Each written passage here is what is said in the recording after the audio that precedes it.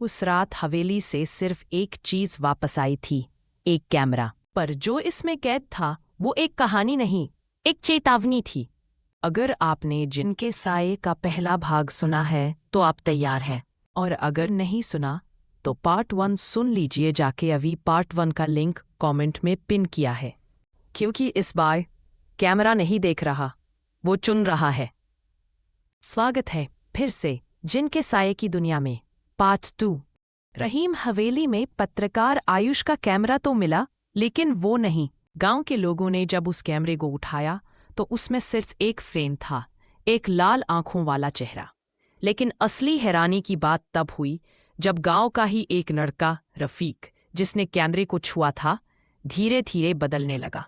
रफीक ने वो कैमरा घर ले जाकर चालू करने की कोशिश की, लेकिन कैमरा खुद ब खुद ऑन हुआ और स्क्रीन पर लिखा था, तू अब मेरा है। उस रात रफीक के घर के सारे शीशे टूट गए। उसकी माँ ने कहा कि रफीक की आंखें नीली और चमकती हुई दिख रही थी। गांव के मुखिया ने एक पुराने तांत्रिक को बुलाया, बाबा हाशिम।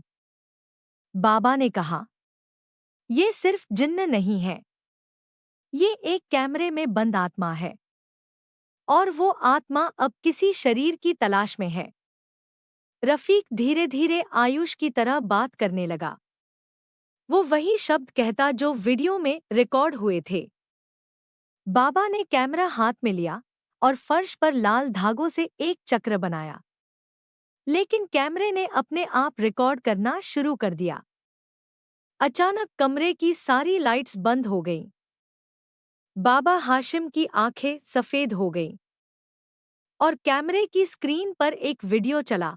आयुष बोल रहा था, मैं यहाँ हूँ, इस कैमरे के अंदर, मुझे मत छोड़ो। लेकिन अगर मुझे निकाला तो वो भी बाहर आ जाएगा। बाबा डर गया।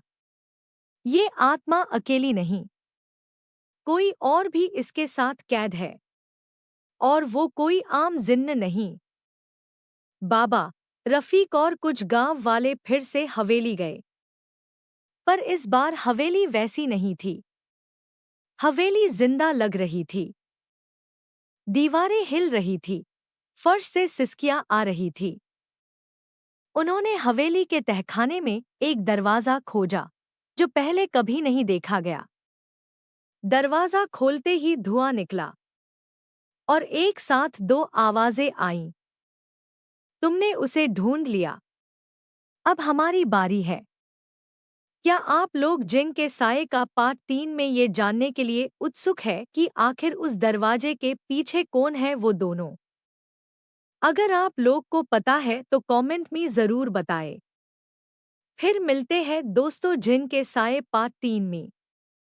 तब तक के लिए लाइक कीजिए, कमेंट कीजिए और मेरे mystery horror story YouTube channel subscribe कर लीजिए ऐसे ही मिस्ट्री हॉरर स्टोरी के लिए।